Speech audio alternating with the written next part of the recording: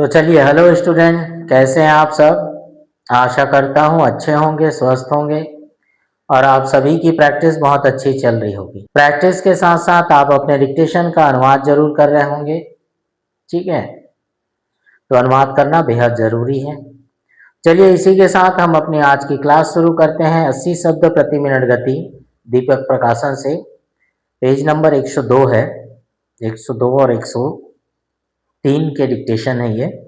ठीक है, तो चलिए, रेडी, स्टार्ट।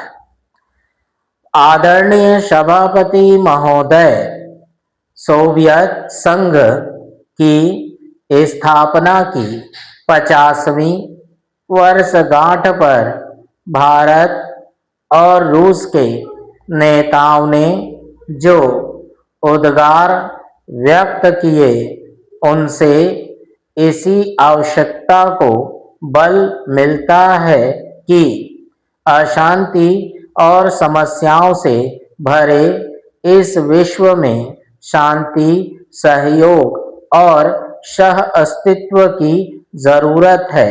जैसा कि भारत के उपराष्ट्रपिता ने कहा, रूस ने क्रांति का एक रास्ता दिखाया। क्रांति के लक्ष्य अभी पूरे नहीं हुए, लेकिन लक्ष्य तक पहुंचने के लिए यह जरूरी नहीं कि हिंसा का ही रास्ता अपनाया जाए। जिस प्रकार ईश्वर तक पहुंचने के लिए धर्म अनेक हैं, उसी प्रकार आर्थिक एवं सामाजिक लक्ष्यों को पूरा करने के लिए अनेक पद्धतियां हैं। प्रत्येक देश अपनी आवश्यकता, संभावना एवं उपलब्ध ज्ञान और परंपरा के अनुसार अपने अनुकूल व्यवस्था का चुनाव करता है। यह भिन्नता झगड़े का कारण भी बन सकती है और सहयोग का स्वस्थ आधार भी प्रस्तुत कर सकती है।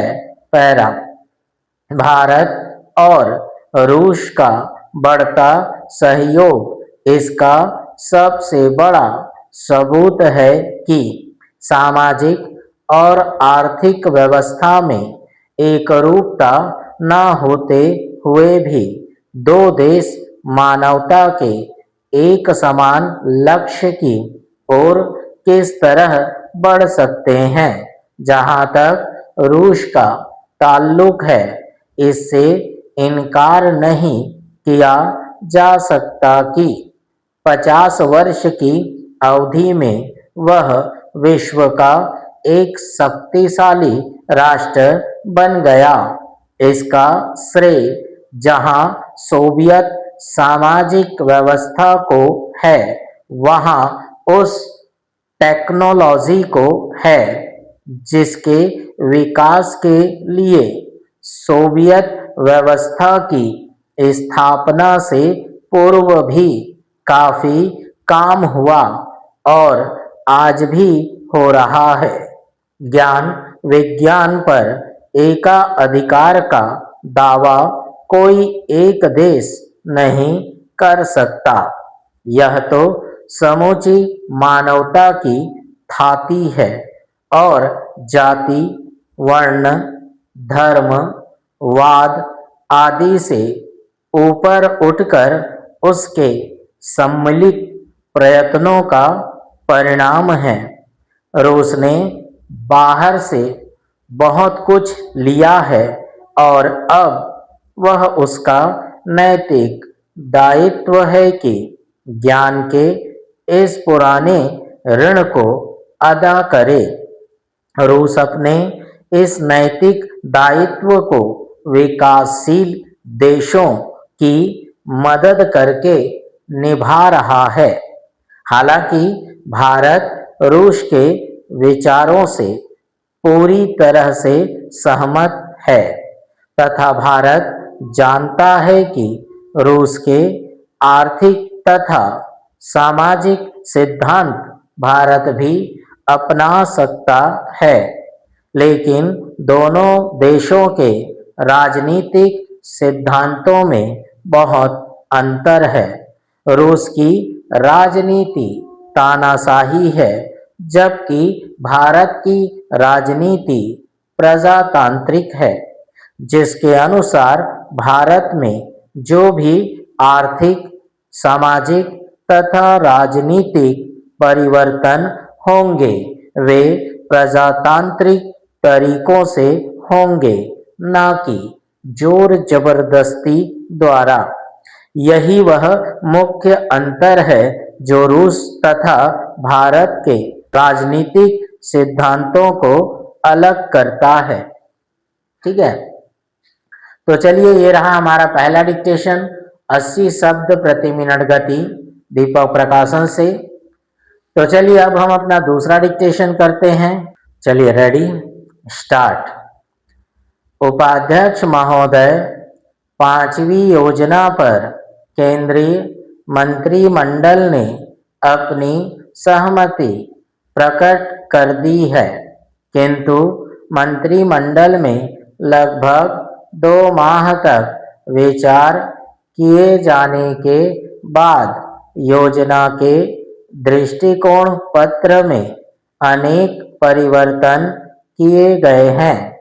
योजना आयोग मंत्रिमंडल के सुझावों को अब दृष्टिकोण पत्र में शामिल कर उसे अंतिम रूप दे रहा है।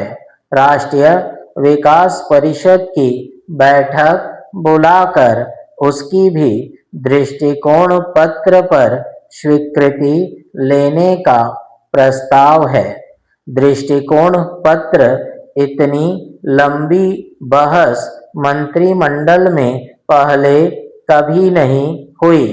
इस विचार के समय हर मंत्रालय से संबंधित नीतियों तथा कार्यक्रमों पर विस्तृत तौर पर चर्चा हुई।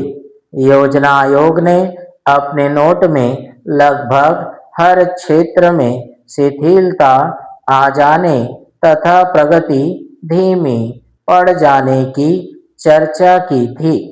अनेक मामलों में नीतियों तथा कार्यक्रमों पर नए सिरे से विचार का भी सुझाव दिया गया था। आयोग की इस राय में आर्थिक मंत्रालयों ने सहमति प्रकट नहीं की, बल्कि विदेश व्यापार मंत्री ने दृष्टिकोण पत्र में विदेश व्यापार के मामले में आयोग के विचारों को बदलने पर जोर दिया तथा इसके लिए उन्होंने अपनी ओर से कुछ मसौदा लिखकर भेजा। कच्चे माल की कमी, अंतर्राष्ट्रीय मुद्रा संकट हमारे उद्योगों को अंतर्राष्ट्रीय भाव पर कच्चा माल न मिलने तथा करों में अनेकता इत्यादि पर भी खुलकर विचार किया गया।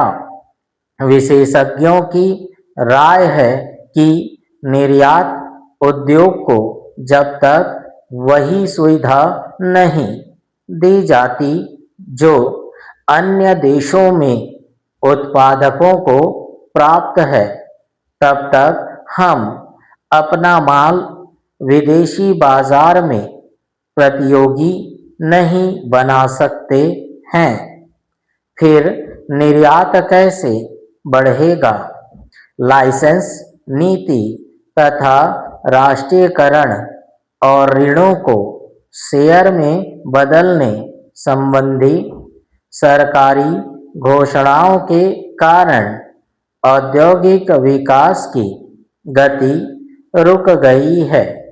नई पूंजी का विनियोजन अधिक नहीं हो पा रहा है। उद्योगों का विस्तार भी रुका पड़ा है, बल्कि कच्चा माल न मिलने तथा हड़ताल आदि के कारण अनेक कल कारखाने बंद हो गए हैं अथवा पूरी क्षमता से उसमें उत्पादन नहीं हो पा रहा है। इससे औद्योगिक क्षेत्र में विकास अवरुद्ध हो गया है। योजना आयोग ने इस स्थिति पर चिंता व्यक्त की है, लेकिन चिंता करने से ही काम नहीं चलेगा। इसके लिए सरकार को चाहिए कि वे ऐसे कदम उठाएं जिससे देश में अधिक से अधिक औद्योगिक विकास को बढ़ावा मिले, नए नए कल कारखाने खोले तथा उद्योगों को कच्चे माल, बिजली, पानी इत्यादि की कोई भी कमी महसूस न हो। जो कल कारखाने किसी भी कारण से बंद पड़े हैं, उन्हें फिर से चालू करवाने के लिए सरकार को पूरे प्रयत्न करने चाहिए, ताकि वे फिर से खुलकर देश के औद्योगिक विकास को बढ़ावा दे सकें। ठीक है, तो चलिए ये रहा हमारा दूसरा डिक्टेशन, 80 शब्द प्रति मिनट गति, दीपक प्रकाशन से। तो चलिए अब हम अपने आने वाले डिक्टेशन के कुछ शब्द और उनके संकेत के बारे में देखते हैं, जानते हैं। देखिए, भर्ती, प्रशिक्षण, शिक्षित, शिक्षकों मात्रा दे दो, सिद्धांतों, आदर्श, आदर्शों, कल्याण, सक्रिय, पक्षपात, भ्रष्टाचार, लोकतंत्र, प्रतिबद्धता। ये क्या लिखता है? शासक दल। तो शा, एक और शा का वृत्त, क, शासक दल। ये क्या बोलता है? देखो, प्रशासक, प्रशासक दल। ये क्या है? शासन काल। क्रियान्वयन, मैंने बताया है, जब कार्यान्वयन बोले तो लाइन के ऊपर और क्रियान्वयन बोले तो लाइन पर बनाइएगा। ठीक है, ये तर्क संगत। ठीक है, विश्लेषण, विश्लेषण क्षण का आंकड़ा, ठीक है। अब ये क्या बोला है? शासन, ये ना पूरा, और ये प्रति का सब चिन्ह, ता का आंकड़ा, प्रतीत, तस्वीर। देखो, ये क्या है? प्रतिबद्धता, और ये क्या है? प्रतिबद्ध। नजदीक में बनाओगे, बहुत दूर नहीं, प्रति और ये बद्ध। ठीक है, इसके नजदीक ही बनाना, तो ये आसानी से समझ आएगा। वास्तविक, ये वास्तव और वास्तविक अर्धीकरण करेंगे।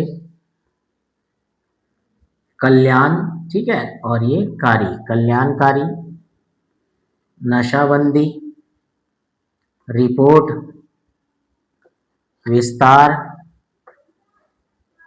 संतुलन, सामाजिक, ठीक प्रकार से, सिखलाना। ठीक है, काट देंगे। पुस्तकों, इस्ता का चाप और का, ये क्या बना? पुस्तक, और ये पुस्तकों। ठीक है, कुरान, ईसाइयों, शाइयों, ईसाइयों, लाइन काट के भी बना सकते हैं आप, ईसाइयों। Bible, Bible. ग्रंथ साहब, ग्रंथ साहब, या फिर आप इसमें क्या कर सकते हैं?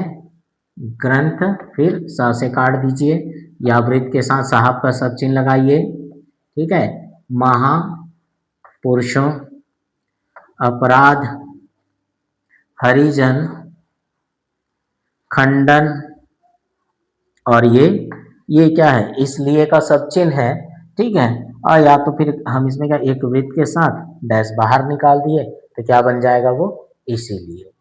ठीक है, तो ये रहे हमारे आने वाले डिक्टेशन के कुछ शब्द और उसके संकेत, जिसे मैंने आपको बताया। इसकी प्रैक्टिस कीजिए, इन सारे शब्दों की पहले प्रैक्टिस कीजिए, फिर डिक्टेशन की अच्छी तरह प्रैक्टिस कीजिए और अनुवाद जरूर कीजिए। ठीक है, कुछ ही चैप्टर और बचे हैं 80 शब्द प्रति मिनट गति खत्म होने के लिए।